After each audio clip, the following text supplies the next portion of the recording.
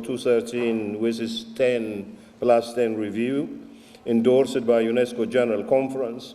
It was also underlined in the outcome document agreed by our Connecting the Dots conference on internet-related issues earlier this year in Paris.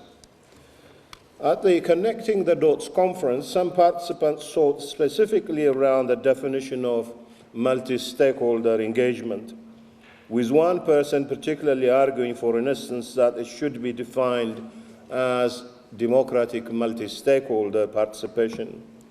Underpinning this position is the view, I believe, that without the qualification of democratic, elected governments might be reduced to having equal say with corporations within multi-stakeholder engagements. This being said, most participants at the conference advocated for a more flexible view. For the majority, the multi-stakeholder modality is seen to be flexible enough to accommodate different configurations. Some engagements might be led by technical experts, others by civil society or industry or governments, depending on the issue, while always involving all the relevant stakeholders in these respective roles. One important issue that was raised concerns access to multi-stakeholder processes for individuals and groups that lack the resources to take part and contribute. From this perspective, therefore, policy making may vary according to the issue at hand, whether it's lawmaking, policy implementation, or regulations. Let us consider also policy making in other contexts. For instance, when an internet company develops its terms of service, when a school governing body devises a media and information literacy program, or when a civil society organization seeks to enhance access for disabled persons, in all instances, policy making should be guided by respect for human rights and dignity to sustain a positive and progressive dynamic that reinforces rights and open opportunities. So, ladies and gentlemen, the issues are complex, but I am confident that our guests will provide us with helpful insight. Let me once again introduce them. First, Tom Malonsky, Assistant Secretary of State for Democracy, Human Rights and Labor to the United States of America. Tom. Junior Mijatovic, the OSCE representative on freedom of the media. You're going to wave and say who you are? All right. And third, Viktoras Makarovs, advisor to the Minister of Foreign Affairs of the Republic of Latvia. Welcome. Professor Park, Republic of Korea, and Maria Lesner, Secretary General of the Community of Democracies, which we've heard speak only a few minutes ago. I will first give each of you a chance to share your thoughts on today's theme before opening up for a more general discussion. So let me start with Tom first. Thank you so much, and thanks to our Freedom Online Coalition partners and the government of Mongolia for having us in this wonderful place today.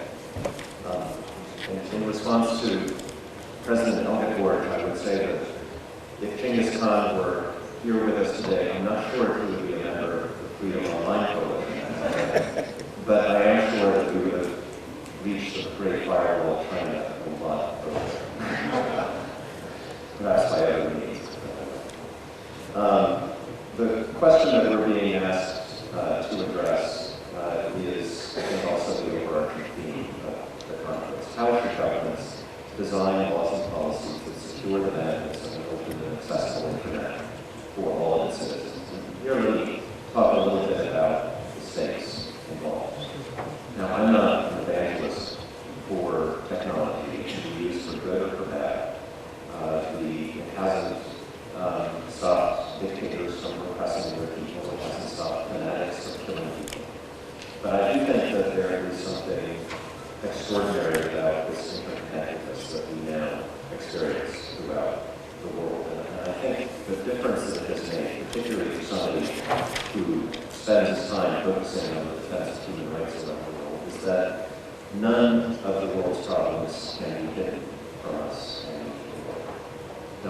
think about this. Since the early 1990s, the prevalence of armed conflict in the world is way down. The prevalence of mass killing is way down. The number of people who are living in democratic societies that broadly speaking respect human rights is up. Now ask yourselves, does it feel like anything that I just said is true?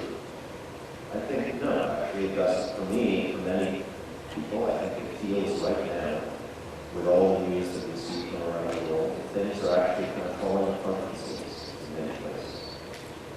Why is that? I think it's because we know much more than we did in the past. And even though a lot of it makes us feel lousy, I think it is a very, very good thing. A few examples. In 1972, there was a mass killing in the small African country of Burundi. Hardly anyone outside of Burundi had any idea that it happened, even though it claimed up to 200,000 lives. Certainly no one in the U.S. or the UN or I think any of the countries here today felt that they had any obligation to try to do anything about it. Now, right now, there is another crisis brewing in Burundi over the decision of the country's president to try to hold on an office beyond his country's permanent rule. And a lot of us fear that it may lead to another outbreak of very serious violence. But this time, we see it all happen in real time. Envoys from around the world are flying into the country to try to encourage a solution. I was just there last week.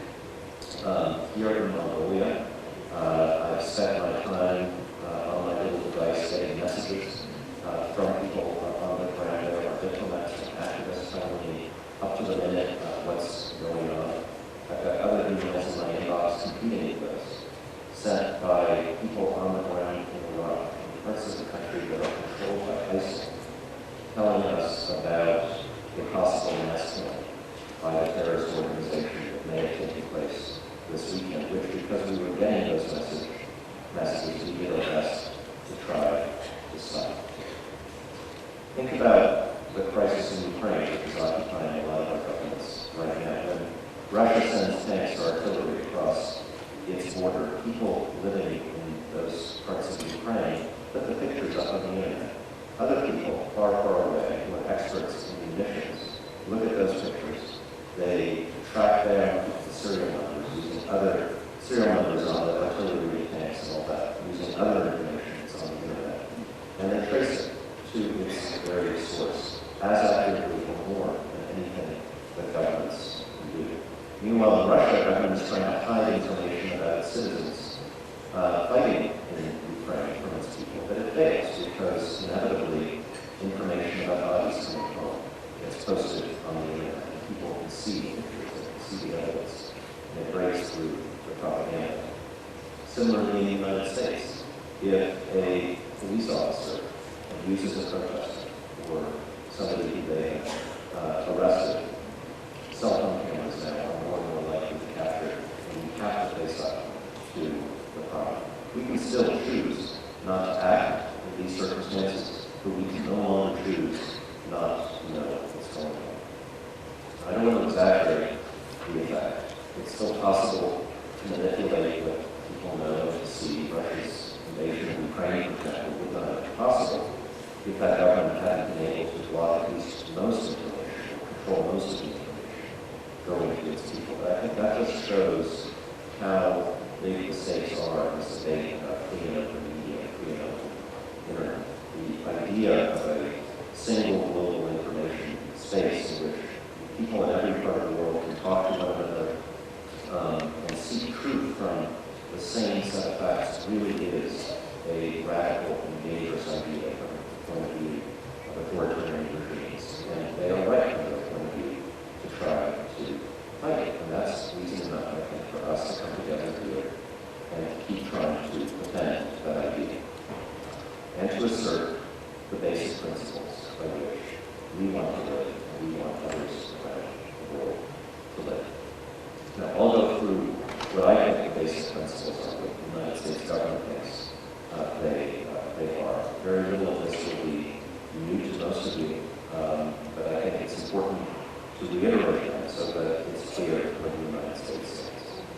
First, for the development of regulation and policy by governments to be democratic, it's got to be inclusive.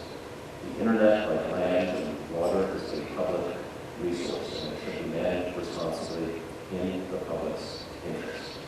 We believe that the internet belongs to everyone. All stakeholders should be able to participate in its governance.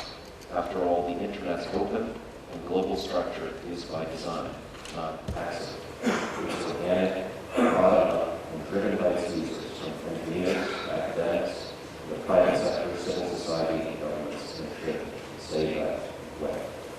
Second, accountability. For lawmaking and enforcement to be accountable, there must be transparency. The more information that is made public about the processes used in the substance of internet policymaking, the more users will understand what to expect and what is expected of them. This is, I think, especially true as governments debate and determine the right balance between privacy and security. This understanding of what governments are doing in the law facilitates respect for the law and helps to productively channel the same. Third, lawmaking and enforcement actions by governments must be rights respecting.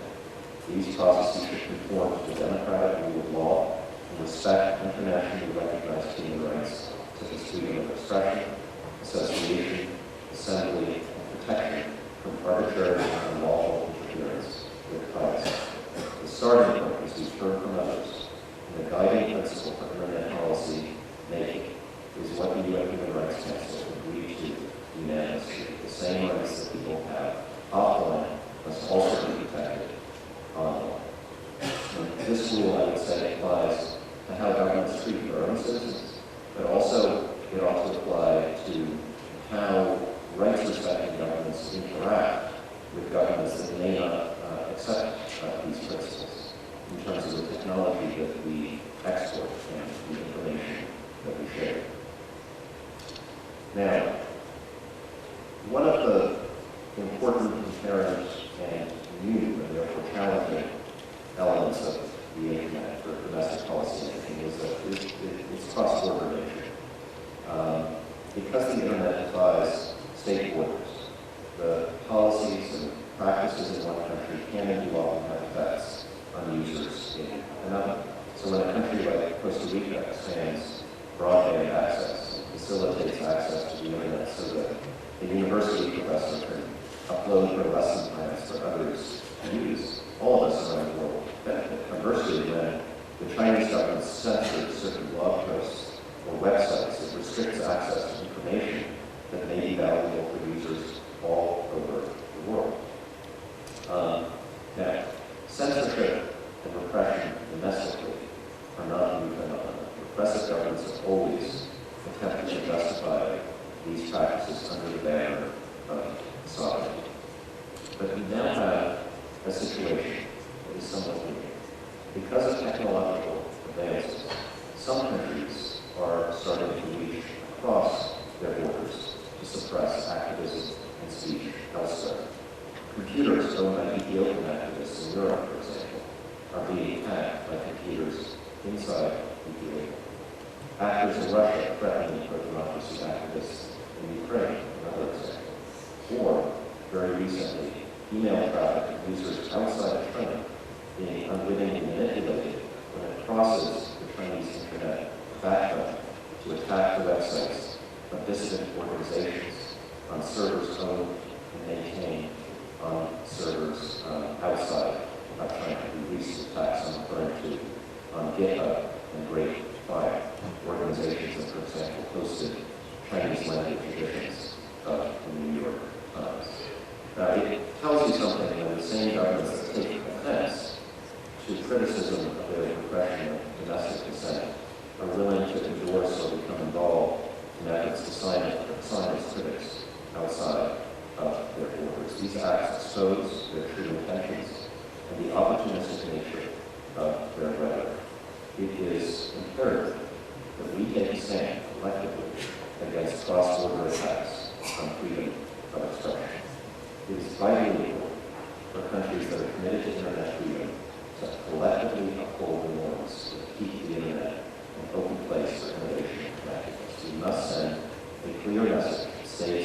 should not conduct or knowingly support online activity intentionally damages computers or other communication systems for the purpose of suppressing dissent. Now, the Freedom Online Coalition is well positioned to help facilitate international, intergovernmental, multi-stakeholder cooperation on these kinds of issues. So it's our hope that the work of the coalition, including through its working groups, continue to move progressive internet policy making forward. So with that, I will turn the floor over to my colleagues. I look forward to questions. Thank you, Tom, for this comprehensive introduction. Can I now ask the next panelists to actually limit their interventions as briefly as possible so that we get an opportunity to have some interactive discussions. Junior, your turn. Thank you. I'll try to be brief, even though I think this topic deserves a lot of attention, and I'm really glad that Freedom Online Coalition decided to have this topic discussed at the plenary. But as we said, it's important that we also hear views of others and to get questions on this very important issue. Let me first say that I'm very honored to be here in this very building in Mongolia. I think it's a very important sign that Mongolian government decided to have this conference, to be part of Freedom Online Coalition, and to invite all of us to discuss all these topics that are so important for our societies. This is my fifth Freedom Online Coalition conference. I took part in the first one in The Hague some years ago, and I can see the progress. I can see many members becoming members of this, I would call it, elite club of the governments that are clear on their view that freedom online is the same as freedom offline, but not just on paper, but in practice. And Tom mentioned many countries outside Freedom Online Coalition, but I would like to focus on the ones that are members, because you should lead by example. And unfortunately, there are several members of Freedom Online Coalition that are not really leading by example when it comes to regulating and legislating internet. There are many steps that I noticed, and many of my colleagues fighting for human rights, for freedom of expression, that are not really in direction of protecting human rights, for different reasons. We have issues that are very much related to protection of our society. We have issues that are very much related to fighting terrorism, extremism, child abuse. Who would challenge that? There is a legitimate right of any government to protect citizens, but not at the expense of free expression, free media, protection of human rights. How to come together, how not to over-regulate is a challenge for Freedom Online Coalition, for international organizations like UNESCO, OSCE, many other international organizations trying to give the answers. But in this process, there are so many attempts and even decisions. We limit one right in order to protect the other right. There are decisions made by the courts. For example, I would mention a decision that is clearly, in a way, suppressing a right of journalists to access information, and it is not good for freedom of expression. It's so-called right to be forgotten that was adopted recently, and we are just following now what actually, in which direction this particular decision can have a very negative effect on free expression, access to information, free flow of information, that all of us are very loud and very clear when we have to say this on a stage, on paper, but then in practice the situation is quite different. And I know that many wonderful NGOs and people that are present here, journalists, will talk about these things. based on the examples, based on the cases, and on what exactly they are facing when they are trying to access information in some of the countries. In a way, I think the answer is that we should not use a hammer when we regulate and legislate the internet. I think the scalpel would be more appropriate in this process. And what I see more and more is a hammer. Overnight, decisions and laws being adopted, again, for good and for bad reasons. But at the end, what we see is that more and more journalists, more and more civil society members, human rights defenders are facing problems in engaging on the internet and trying to communicate and trying to spread the word. I will not go into details about safety online and how bad laws can also affect this right. But what is also important is to say that cybersecurity laws should not be misapplied or abused so that they hinder the work of journalists and suppress the media and the right to free expression. The words of John Locke come to my mind, and that is the end of law is not to abolish or restrain, but to preserve and to enlarge freedom. For in all the states of created being capable of law, where there is no law, there is no freedom. But again, the law should not suppress or restrict freedom. Thank you, Julia, for this important intervention, and particularly for raising the issue of the recent law that came into Europe, the so-called right to be forgotten. I think most of us are trying to get around to understanding what this means. I certainly haven't got it. I personally prefer the right to be forgiven than forgotten. But we'll come back to this discussion a bit later. Now, let me hand over the microphone to Victor. Excellencies, ladies and gentlemen, first of all, I'd like to extend my sincere gratitude to the organisers and for those of this conference. It's really a privilege to be involved in such a very important event, especially for me coming from a country that is now, as was mentioned already by the moderator, holding right these very hours the Global UNESCO World Press Freedom Day conference. I'll try to build a bridge to that event taking place at the end of my speech. Now, one point of departure that I'd like to stress here is that we should probably not just talk about specific internet policies. What we're dealing with today is that policy in practically all areas of our life, governments, parties, and so on, have to be rethought, considering that change that the interconnectivity has brought. Civil society, business, governments, in all of these areas, as well as in others, the online-offline distinction is today either blurred or completely dissolved. This also means that freedom of internet equals freedom of speech, equals freedom of press, equals freedom of expression. Now,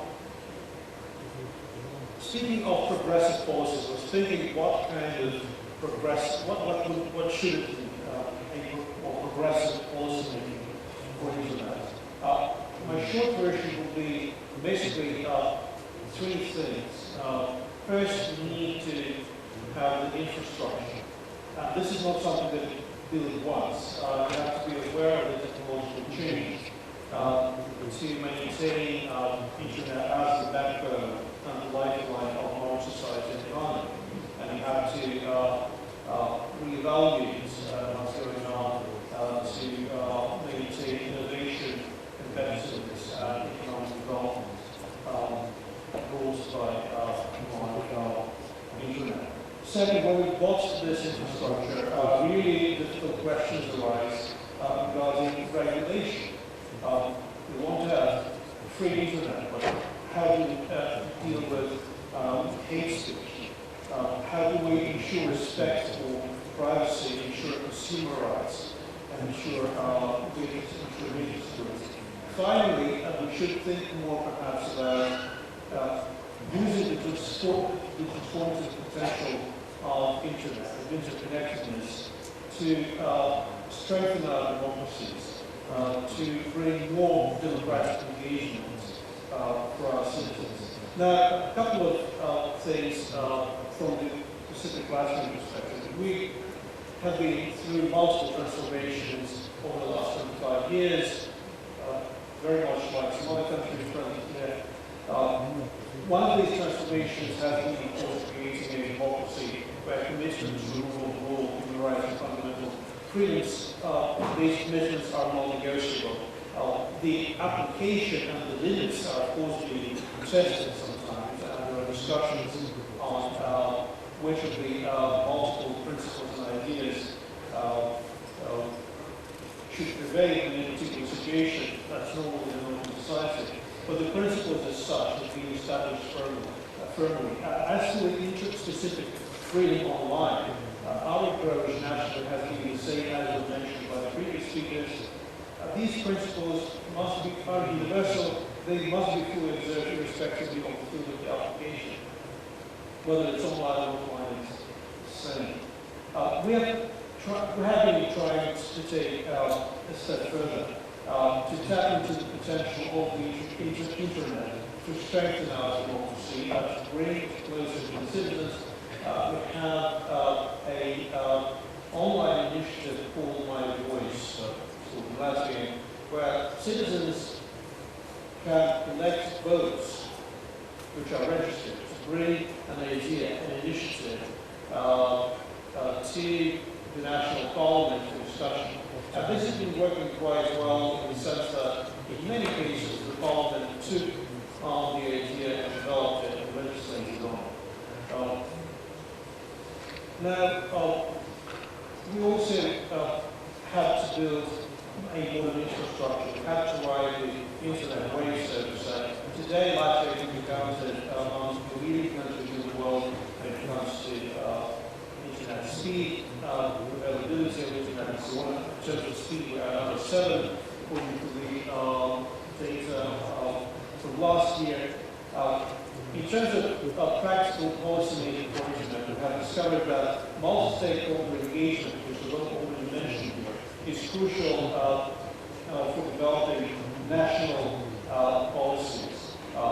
It is very important to have an inclusive and consensus-based multi-stakeholder approach when discussing the future of the internet. This means involving the private sector, the IT community, civil society, academia, and so on. I can tell you, we learned from the experience with the ACTA, which is the Agreement on Terms of Peace and Trade, which was a matter of very intense debate in the Latvian society 3 years ago, completely unexpectedly.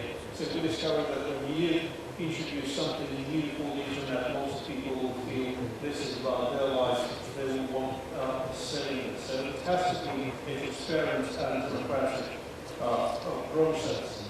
Now, availability of internet and internet skills as well is an issue. We have been working to make internet as accessible as possible for all members of the society. 90% of the basic public services are available electronically today, making these services more accessible for Latvians. More than 90% of the transactions that banks, the leading banks in Latvia do, are done on the internet. Now, security is an important issue. As already been mentioned here, I would perhaps mention 2 aspects. One is information security. Sorry? We're running out of time, so please. Information security and data protection. Really important. We have established a national cybersecurity system here, so we are proud to be one of the advanced countries in this respect.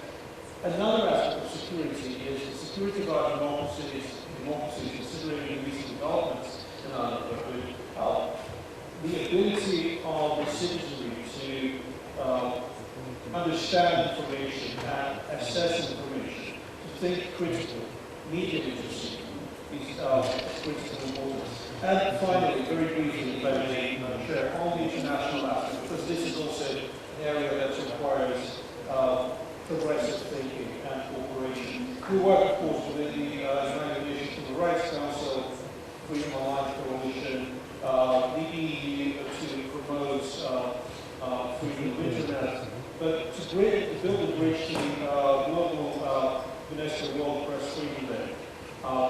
The concept note for this event points at multiple serious issues that we have to deal with globally. There is a lot of partisan reporting and uneven standards of accuracy for reporting. Difficulty verifying the quality of reporting. There is increased blocking, filtering, and licensing and registration requirements. There is a spectrum of private censorship and private censorship to internet intermediary companies. The governments and politicians continue to have too much influence over who owns, operates, and regulates the media. Now, these are all the issues that require progressive forces as well. Thank you. Thank you. That was very extensive comment. Sorry for cutting you short, but we're fighting against time. Let me now ask the next speaker, Professor Park, to briefly outline your views on progressive internet policy making.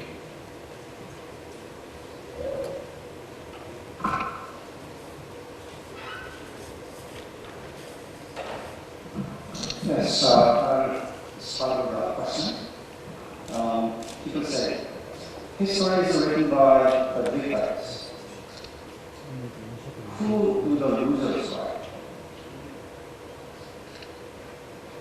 After South Sudan government, which criminal defamation to lock down on mainstream media like broadcasting,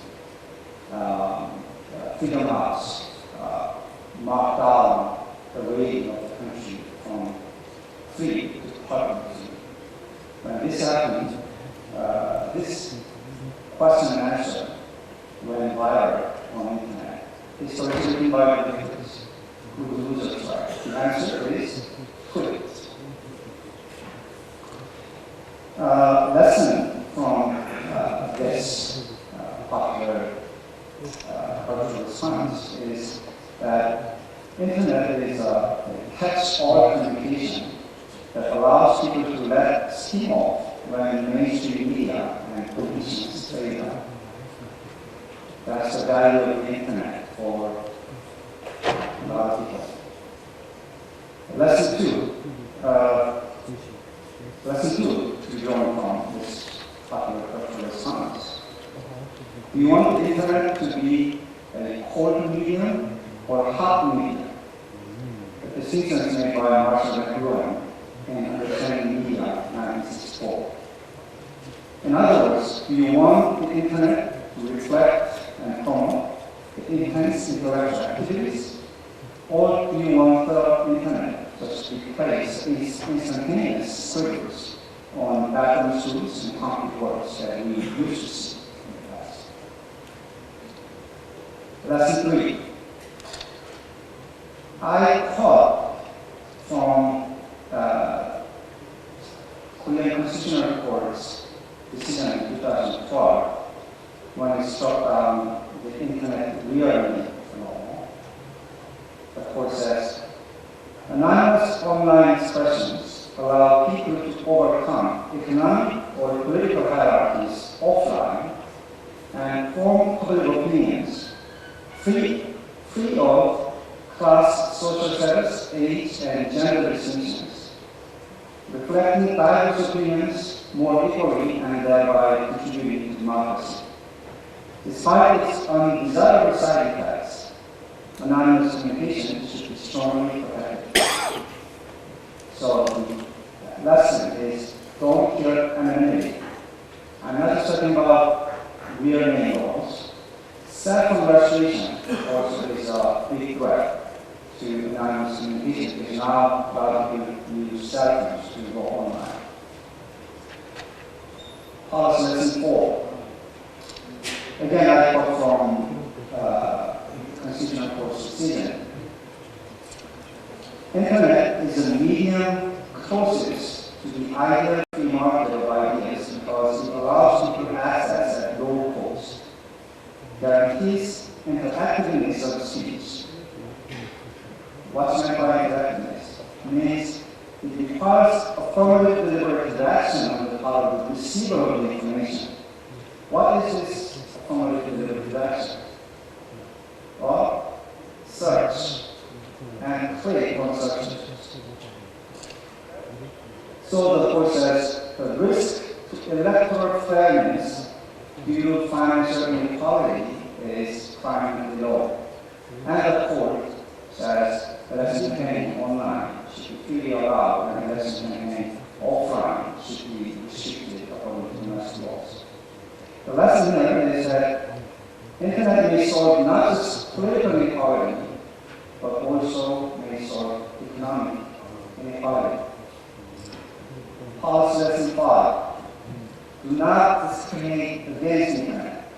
There is this school of thought that internet is dangerous because it's fast, permanent, and worldwide. Therefore, the story goes, what is lawful on other media may not be lawful on internet.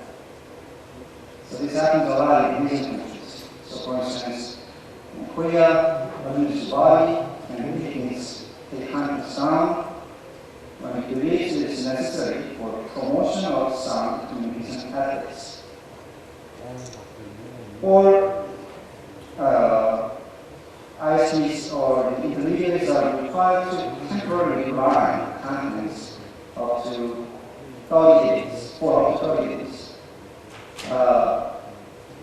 Whenever someone claims is injured, he or she is injured by that content. Now, this type of discrimination makes people angry. Remember, the policy lesson 1, the internet is the last resort for many. And many do not have access to mainstream reporters or politicians. Policy lesson 6. Power of the internet comes from its architecture. It is extremely distributed communication network that affords everyone an ability to speak to everyone else simultaneously without anyone's approval.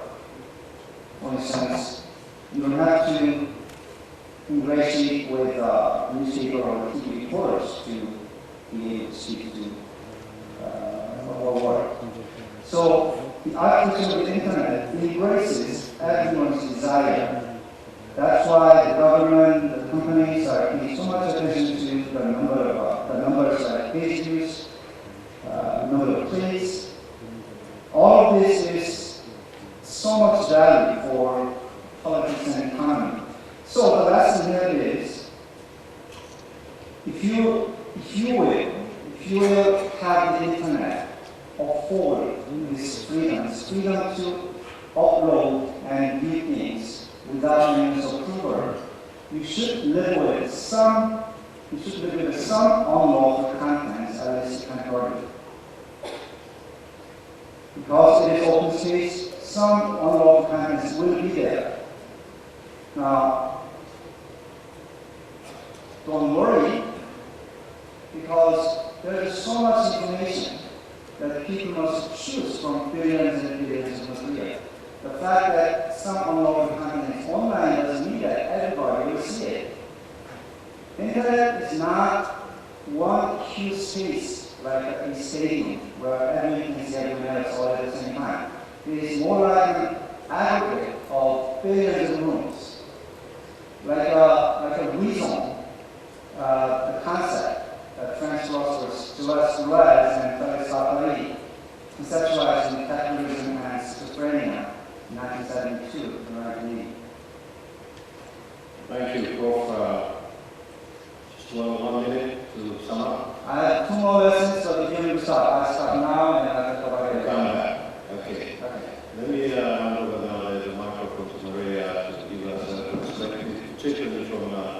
multi-stakeholder point of view in policy making. Thank you very much. First, I would like to bring up some concerns that were mentioned in the Freedom House report from last year on internet freedom.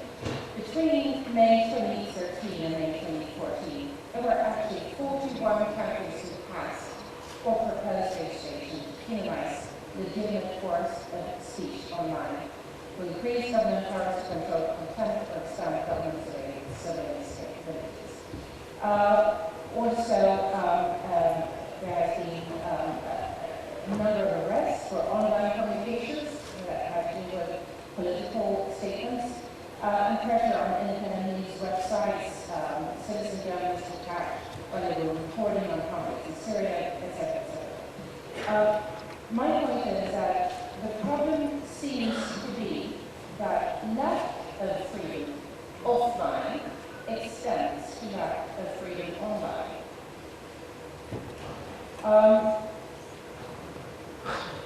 Then looking at the democratic world, I would like to mention a couple of concerns that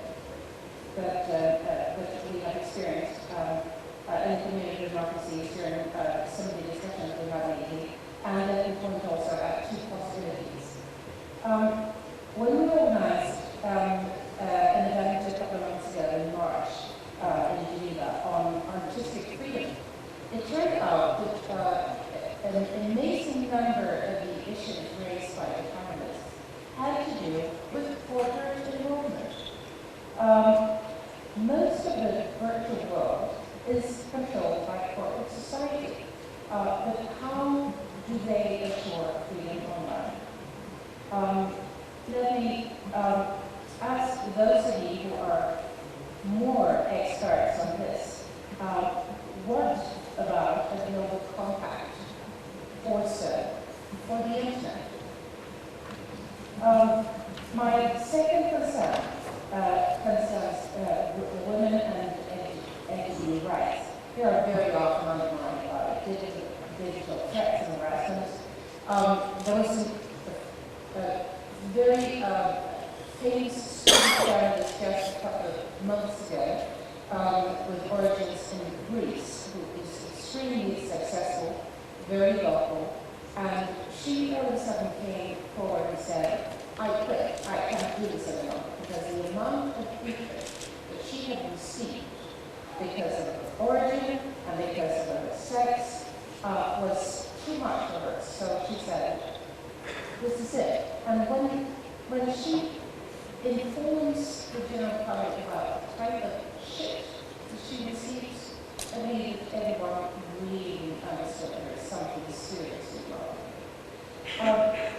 There is a level of threat and harassment on the internet, particularly for these two groups, that results in a self-censorship that definitely inhibits their participation in online culture. And that is the second issue that has come through in our various discussions in the community markets that I would like to go to your attention.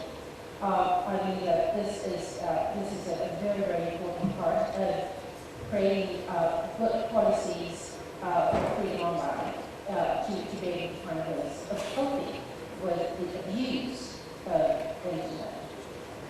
My last 2 points is about 2 possibilities. Internet freedom requires, of course, digital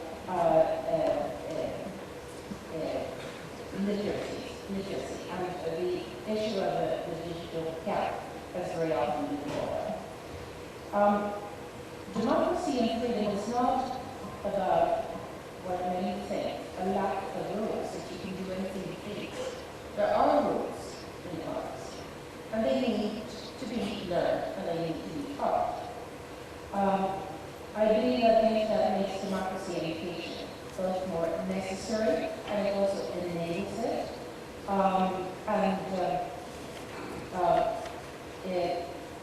There's no way that we can make internet the regular road that we take, all of us, since one of the if we don't learn the traffic rules for it through democracy education on a large scale. And my last point is, look at what e-governance and digitalization can do for the improvement of democracy as such, for democracy quality. All over the democratic world, we can see challenges to democracy. People are starting to question, is this really the best system of all? There are more and more parties that are coming, that are growing in numbers and that seem to distance themselves from these global norms of democracy and human rights. Also, there is a problem of lack of interest in voting in many democratic countries. When I was visiting Finland a couple of months ago, I was very impressed because in order to deal with the lack of interest from voters, they had started to look at the democracy issue quite broadly.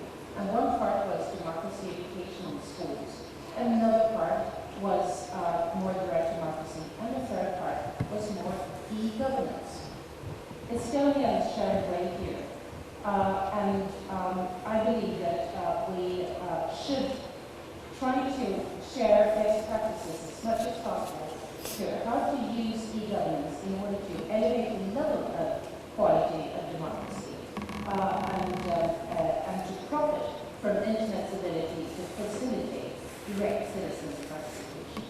So let me end on that positive note, actually posing more questions than answers.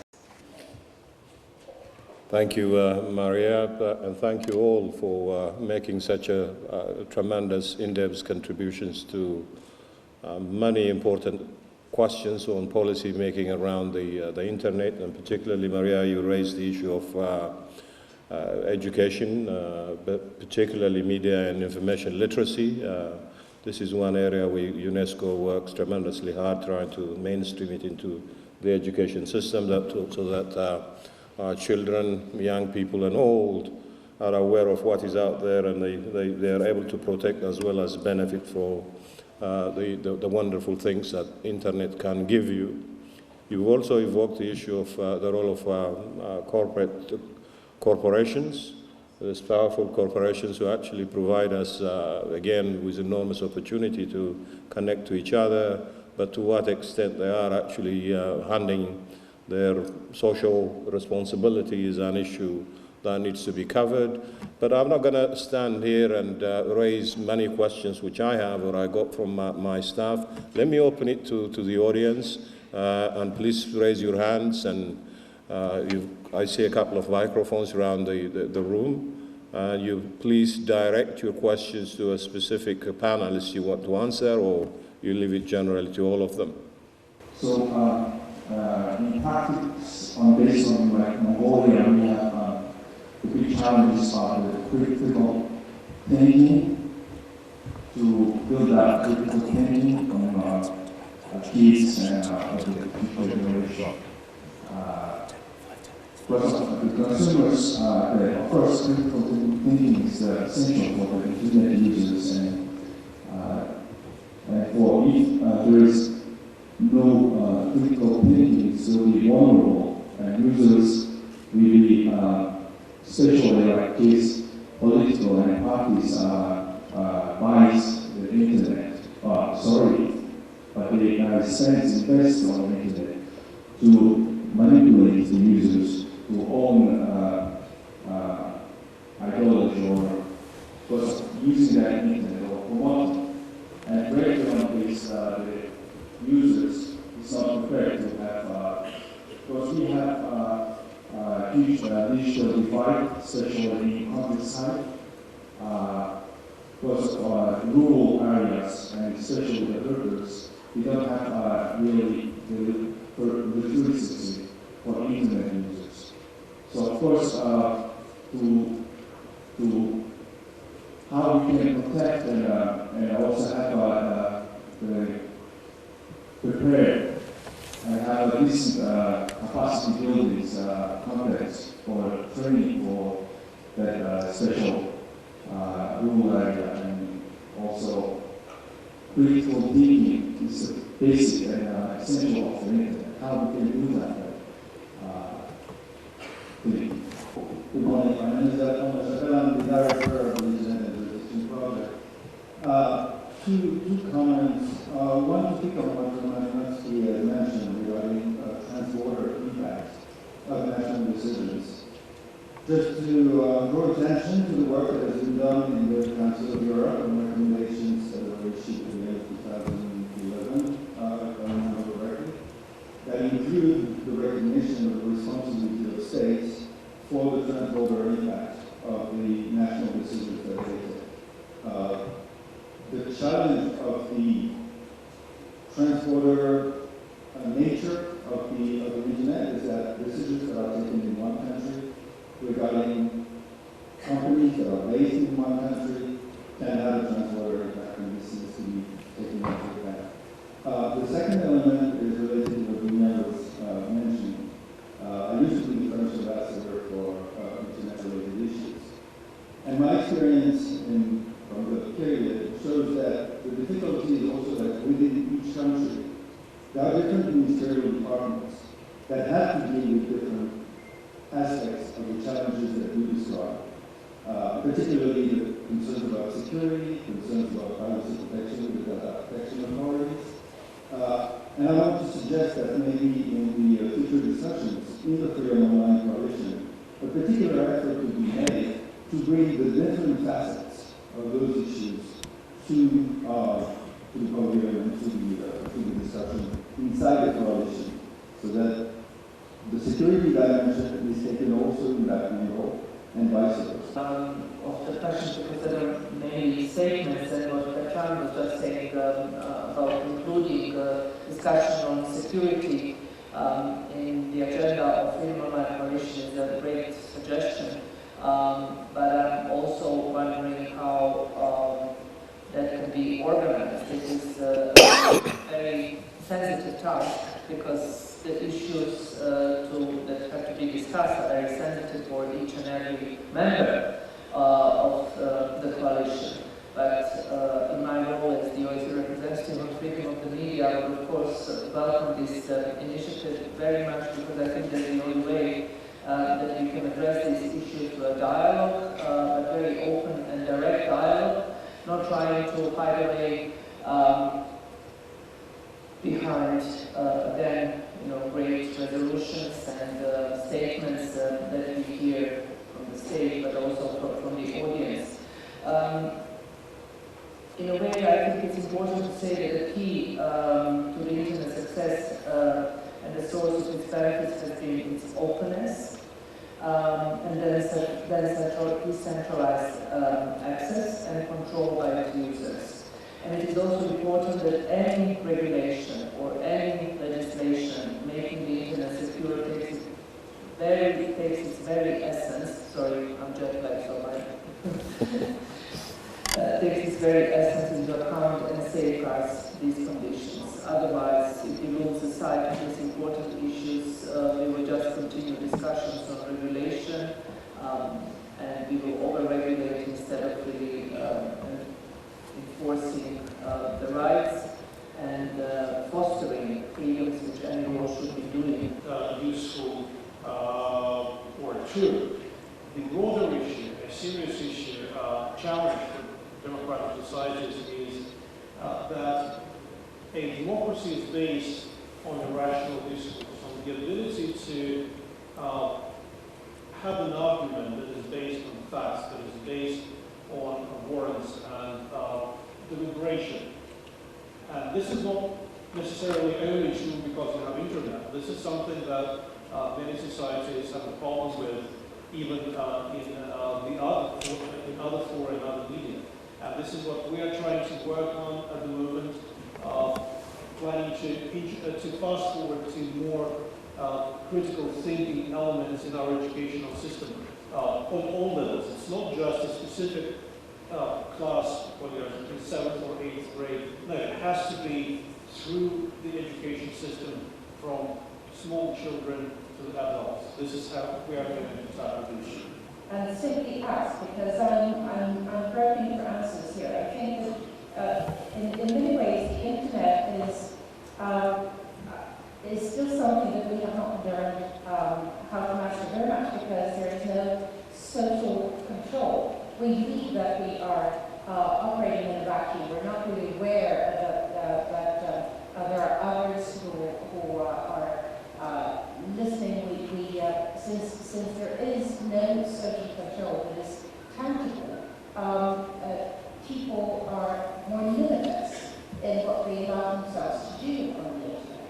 And this is particularly hurtful for vulnerable groups, for every single woman journalist is receiving these kind of comments.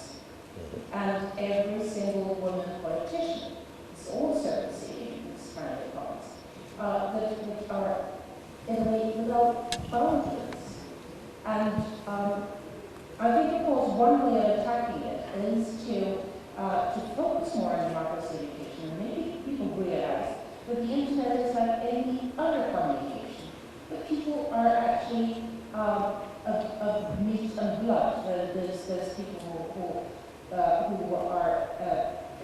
are criticizing, and it's just they seem to be further away because of the character of the internet, but they are not. I would very much appreciate comments from this extremely illuminated body. How we can protect these groups and how we can ensure that they are not engaging in self-censorship. Because the result is that more and more women politicians and journalists will think twice before taking on these posts, because the situation is indeed becoming unbearable. We build it from free and inclusive discourse. Rationality is local by nature. The society's rationality can be built upon by including as many people as possible in the discussion, and by giving them freedom to discussion. The value of the internet lies there. And let me just finish up with my last August lesson that I didn't have time to share with you. I want to build a little bit more upon this metaphor that I gave you. Internet not being one open stadium, but internet being an aggregate of billions of rooms that people are free to open doors to and walk into. Now, having said that, so in the first presentation I said, because of that, seeing one unlawful content online doesn't mean that it's going to affect everybody online. Now, the other side of that metaphor is that because internet is not one city, but an aggregate of billions of rooms, I think people have grown about the idea that putting something on the internet does not mean it is publicly disclosed. I think that thought is really the undercurrent of Augustine decision. That's how we can understand it. But we should need to draw lines between public and private. The discussion should be really about privacy, not data ownership. Concept of data ownership makes data subjects censors because they own data about themselves. But who owns data, right? If someone writes a novel about me, who owns the novel? Me or the writer? So that's one lesson from the other side of the metaphor of internet as a reason. The second implication from this other side of the metaphor is that data that people throw over the net to make content, to make communication, like metadata and subscriber identification data. Now, these are not open data. These are not publicly disclosed. So, as Marco Sigel did last year, they should be protected as private data, and I don't want to do so speak, but it should be made available to the investigation authorities only upon judicial approvals, like yours. Thank you, Prof. Last word to Junior. Only briefly, in relation to the question that Maria posed on the safety online, and particularly in relation to female journalists, who also mentioned politicians. One of the biggest and most important projects that my office is engaged at the moment is the safety of female journalists and how to deal with online abuse. That is so present, unfortunately, in many countries, starting from Norway, Sweden, US, Turkey, Azerbaijan, and many other also participating states. We started this project as we notified many cases of journalists being fiercely attacked on the internet. Not actually going into the content of their articles, but they are attacked as female journalists, as women. Rape threats, death threats, misogynist speech that is used even more than in real life. And we issued recently a communique that can be accessed on our website with a clear recommendation to the governments of the OSCE how to deal with this problem. Because there are many problems in many countries. Online threats are still seen as something that is happening in cyberspace. And the police officers, institutions, they do not know how to deal with this. We will soon bring journalists themselves. Many of them had to close their Twitter account, Facebook accounts. They just, exercise self-censorship because of threats. And the states are not dealing with this in a proper way. So it will continue. I'm also engaging with UNESCO, with the Council of Europe, the European Commission, and many other organizations and NGOs in order to tackle this issue. But yes, I see it as a social phenomenon that needs to be discussed, and we should try to find ways to not just to talk about it, but to actually engage academia, engage psychologists, engage help, because the threats and the experience we heard from these journalists is just amazing, and the self-censorship that they are exercising is something that should not be happening. Thank you, Junior. Ladies and gentlemen, today, in the last hour or so, we've tried to cover some of the broader issues that's dealing with policy making on the internet. And we've obviously gathered here to discuss on freedom online. But I just want to leave you with one or two thoughts. It is almost 67 years since the international community has come with the Human Rights Declaration in 1948. We shouldn't assume that freedom is flourishing offline everywhere around the world. It is not. Freedom is under attack in many parts of the world, so we need to protect and fight for freedom of expression offline and online. And we need free, independent, and pluralistic media in order to have a lasting peace and sustainable development. With that general statement, ladies and gentlemen, thank you for your participation. Panelists, thank you very much.